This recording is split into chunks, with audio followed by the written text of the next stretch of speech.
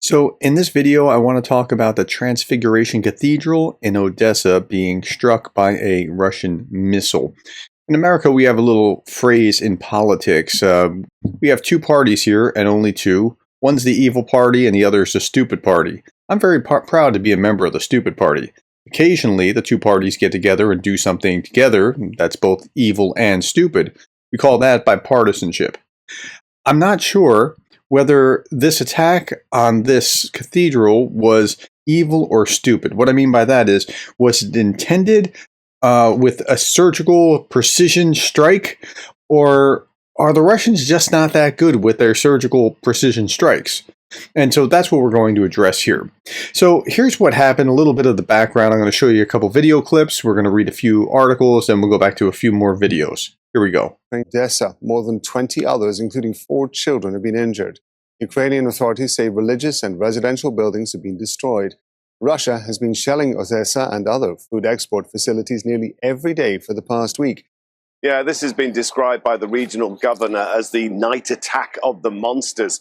Missiles were fired at Odessa. A total of 1 person is confirmed now to have been killed and 22 injured, including 4 children. It's said that around 6 residential buildings and houses were damaged either by missiles or by falling debris from intercepted missiles. Also, a cathedral in the historic center of Odessa and port infrastructure. The authorities say that a total of 5 different types of missiles were used in last night's attack. High-precision Onyx missiles and also Caliber cruise missiles fired from the offshore on the Black Sea. So we're going to stop there. You're hearing some of the background to it. You're going to see a little bit more about the church here. Боже мой, все, собора нема. Ребята. Толіван, а чим же, а є вода, де у нас? Вчора послужили службу. Боже мой, хто би мог представити?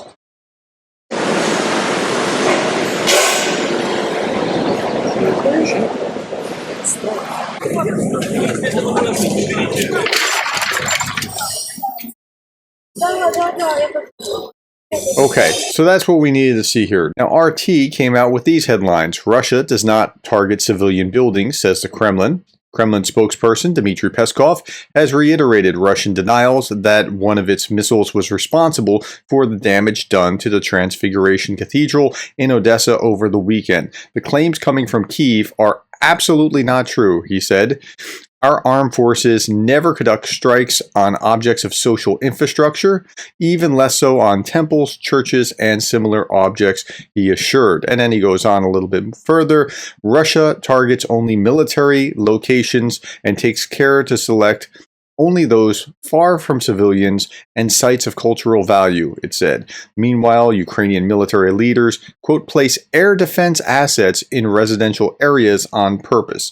So essentially, they're blaming the Ukrainians for an air defense missile that somehow went awry.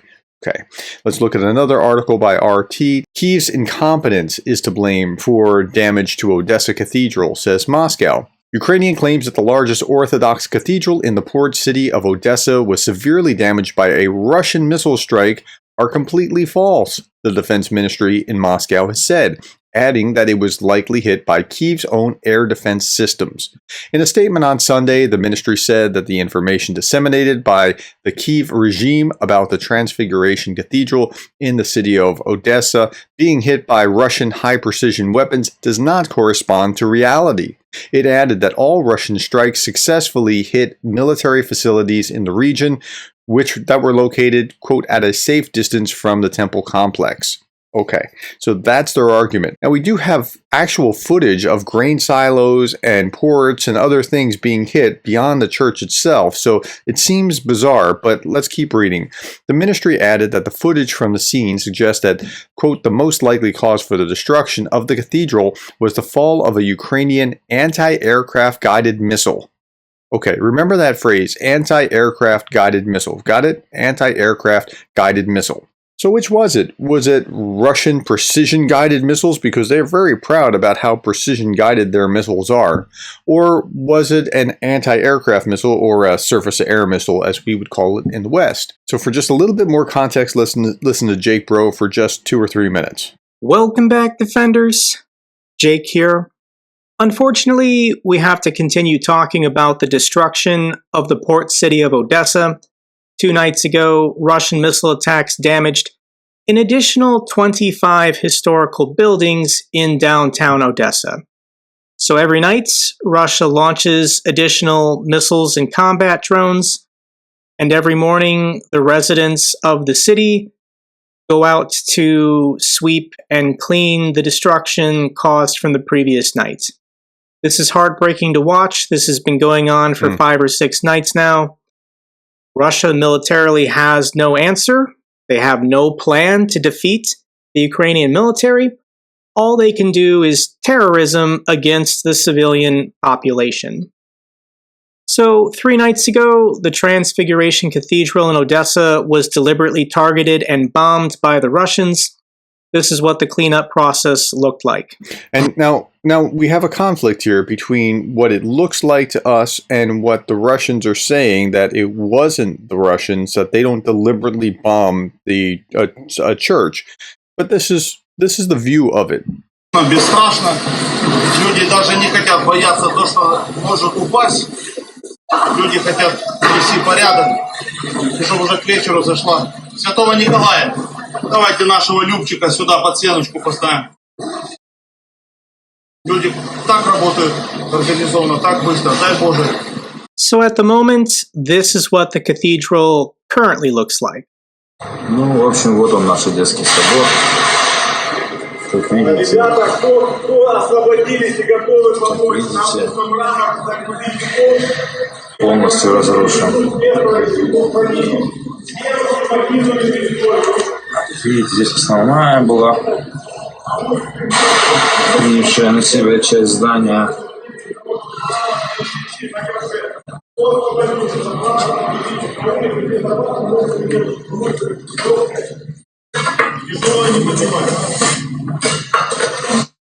As you can see, it's incredibly dangerous just to be in the structure, as the roof is no longer sound. Pieces of the roof or debris could collapse at any moment. And I think it's inevitable before Russia just bombs this church again. They don't care. Now, I would agree with him that they don't care, and he's about to go on and show a kindergarten being attacked and other things being attacked, and I agree with the exasperation that you can feel from Jake Broe at this point. But this didn't make sense to me, and I want to look at an alternative view. So let's, and I'm not disagreeing here, I'm just saying there might be more of an explanation. I'm not saying that the Russians didn't do it, but I wonder if they actually meant to do it. So Ryan McBeth had a different explanation than that the Russians did it by just targeting this church. Here's what he had to say. And I'm going to show you just a couple little clips from Ryan, and then I'll post the whole video below. On July 23rd, an explosion occurred at the Transfiguration Cathedral in Odessa, Ukraine. This is Odessa's largest church and is a UNESCO World Heritage Site. In this video, I'm going to explore the disinformation around the explosion and try to determine the cause.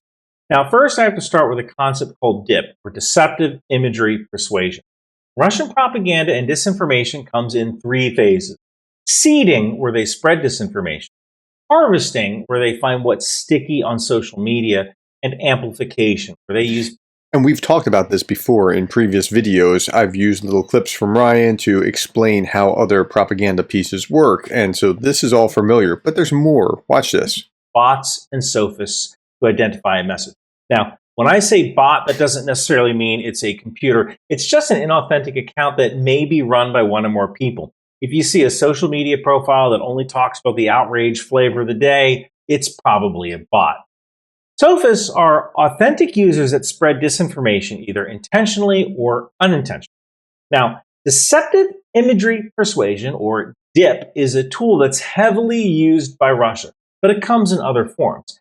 This is basically where you use text and deceptive imagery that sounds like it could be true, especially to people who only have surface level knowledge of the subject matter.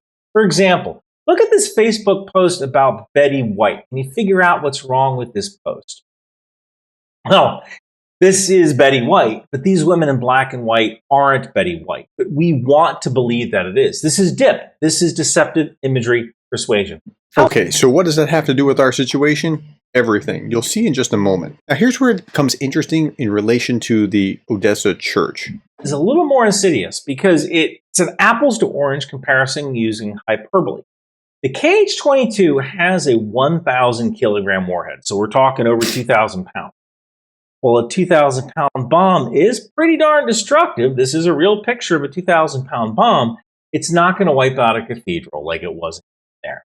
And that's kind of the point that they're trying to make. It's that the KH-22 is so destructive that there would have been more damage. So this had to have been an errant Ukrainian surface-to-air missile, such as a Buk or an S-300.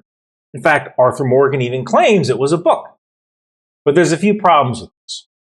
The first is that Ukraine has been effectively out of S-300 and Buk missiles since around May. It's now late July. So the odds of Ukraine having any S-300 or Buk missiles remaining in their inventory is pretty darn low. Now, Odessa is an important target. It's where Ukraine's grain shipments are leaving the country. So it would make sense to protect with surface-to-air missiles. And that's the other weird thing. If you look at the DIP, the words anti-aircraft missile keep popping up. And it's a weird thing to say, anti-aircraft missile. It's almost like, imagine you asked your friend if he could give you a drive to dinner. And he said, sure, we can take my automobile. Who uses the word automobile? It's not 1937. In English, people don't say anti-aircraft missile. You say anti-aircraft gun. When it comes to missiles in English, you say surface-to-air missile, or SAM. Remember we saw that? The term SAM even made its way into that Flight of the Intruder movie. The Russian word for surface-to-air missile is this. And this directly translates to anti-aircraft missile. So I think this is what's going on. These bots are reading from a script. They see this, and when they create their posts, they directly translate it into anti-aircraft missile, even though surface-to-air missile is what it's called in the West and would make more sense to Western ears. Now, most likely places for SAMs to be stationed here at Launch Site 1, which would protect the ports around Odessa, and then up here at Launch Site 2. Both of these sites give a really good picture of the Black Sea, and that's where the threats are going to come from. One other thing, you might put a launcher here to... Now, he's going to go on and he's going to talk about the direction that it's coming from and where the anti-air missiles are from and that kind of thing. Now, he's going to make a pretty compelling case that it wasn't that they were trying to hit the church. They were actually trying to hit something else. Or the highest probability appears that they were trying to hit something else, maybe the coal plant off just beyond the church, and they struck it. But it's not probable that it was Ukrainian. That's a lie. So here's what I think happened. I think that the intended target for Russia was this particular coal plant. And since that cathedral was such a perfect landmark to let a missile know either to turn left or, hey, you're on the right course, that missile was fired toward that target, and the missile just failed to turn, or it lost control, and it slammed right into that cathedral. Now, that doesn't mean that the Russians didn't do it. Clearly, they did. The Ukrainians didn't do it, but they're being blamed for it. So, they're with the stupid party, it appears like, at least for this particular effort. But I want to talk about the greater point, because he's talking about how bots and sophists then magnify Russian propaganda. You can't believe everything that you see, and this is why I tell you to triangulate when you're looking at, or when you're trying to understand what's going on online, because I saw this on Twitter. This actually, if it wasn't so important, it would just be very funny. But these are, how are these women picking up these cement blocks? And here they are on Sky News, and there are a number of these being brought out again and again. See, this is all staged. The cathedral is staged, really? This is what is trying to be generated as propaganda. So it looks bad in the sense that it looks like, how are these people picking up these things so easily? Do that. Odessa's been the target, but is it just because of grain? Why is Russia? You see that? It looks like they're picking up these very heavy things, but we don't know exactly how much they weigh. I wonder how he'll plan to do that. Odessa's been the target, but is it just because of grain? So the idea is to seed the idea that it's all a plant, it's all for stage, it's all for a show for Western consumption. Don't fall for this. So to summarize, there are 4 basic scenarios here. The first one is that the Russians did it because they're evil. Now that's possible. It certainly is. I mean, just to rub it in the nose of the Ukrainians.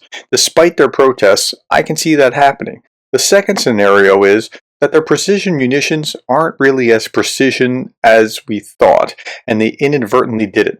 They're not just evil, but they're in a bipartisan coalition with the evil and stupid, and that's why they hit the church. They didn't mean to. They were trying to do other evil, and this is the result. I can buy that as well. That's plausible. And that's where I lean after watching Ryan McBeth. The third is a little bit less probable, that the Ukrainians fired an errant missile because the Ukrainians don't have the type of missile that could do that kind of damage. And the fourth is just the stuff of conspiracy theories, the idea that it's all fabricated, it's all for show, it's made up, and the entire Western press wouldn't have picked up on this. That doesn't seem right. Now, I told you where I stand, but there could be other possibilities, and I'd like to hear what you have to say. So if you want to put your comments below, I'm happy to hear what alternative possibilities there are.